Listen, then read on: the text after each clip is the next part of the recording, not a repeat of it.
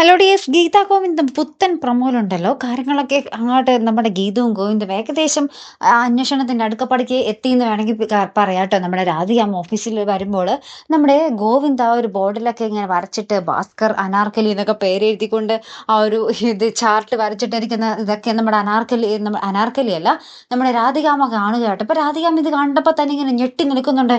ഇവരെല്ലാം മനസ്സിലാക്കിയല്ലോ എന്ന് ഓർത്തിങ്ങനെ ഭയങ്കരമായിട്ട് ഞെട്ടി നിൽക്കുന്നുണ്ട്. അപ്പുറത്താണെങ്കിൽ നമ്മുടെ ഗീതവും ഗോവിന്ദും തമ്മിൽ, നമ്മുടെ അനാർക്കലിയും നമ്മുടെ സത്യദാസും തമ്മിൽ യഥാർത്ഥത്തിൽ ബന്ധമുണ്ടോ ഇല്ലയോ എന്ന് തെളിയിക്കാനുള്ള ഒരു തത്രപ്പാടിൽ തന്നെയാട്ടോ. അപ്പൊ അതിനുവേണ്ടി ഇവരുടെ DNA ടെസ്റ്റ് നടത്തണം. അപ്പൊ അതിനുവേണ്ടി സത്യദാസിന്റെ ബ്ലഡ് എടുക്കണം, അതിനുവേണ്ടി ഹോസ്പിറ്റലിൽ കൊണ്ടുവരണം. അതിനുവേണ്ടിയുള്ള ഒരു ചെറിയ നാടകം കളിക്കാൻ നമ്മുടെ ഗീതവും ഗോവിന്ദും തയ്യാറായി നിൽക്കുകയാണ്.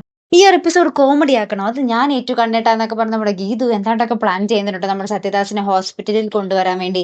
അപ്പുറത്താണെങ്കിൽ നമ്മുടെ വിജയലക്ഷ്മി അമ്മയോട് നമ്മുടെ ഗീതു എന്തൊക്കെയോ പറയുമ്പോൾ, നമ്മുടെ അച്ഛൻ്റെ മരണത്തിന് ശേഷം 3-4 മാസത്തിന് ശേഷം ആ ഒരു സർക്കിൾ ഇൻസ്പെക്ടറും മരിച്ചു, അതിൻ്റെ കേസിലാണ് അനാർക്കലി അറസ്റ്റിലായത് എന്നുള്ള വിവരം കറക്റ്റായിട്ട് നമ്മുടെ ഗീതു പറയുന്നത് കേട്ട് വിജയലക്ഷ്മി ഇങ്ങനെ ഞെട്ടി നിൽക്കുന്ന ഒരു രംഗവും കൂടെ ഇതിനോടൊപ്പം തന്നെ ഉണ്ട് കേട്ടോ കൂട്ടുകാർ. അപ്പോൾ എന്തായിരിക്കും കഥ വരാൻ പോകുന്നത്? ഒരു വലിയൊരു ചുരുളഴിയാൻ നേരമായി നമ്മുടെ ഗീതാ ഗോവിന്ദത്തിൽ. ഇനി നമ്മുടെ ഗീതാ ഗോവിന്ദം ക്ലൈമാക്സിലേക്ക് പോകുകയാണോ എന്നും സംശയിക്കേണ്ടിയിരിക്കുന്നു അല്ലേ? അപ്പോൾ എന്തായാലും കാത്തിരുന്ന് തന്നെ കാണുമ്പോൾ അടുത്തൊരു വീഡിയോയുമായി വരുന്നത് വരയ്ക്കും ഗുഡ് ബൈ.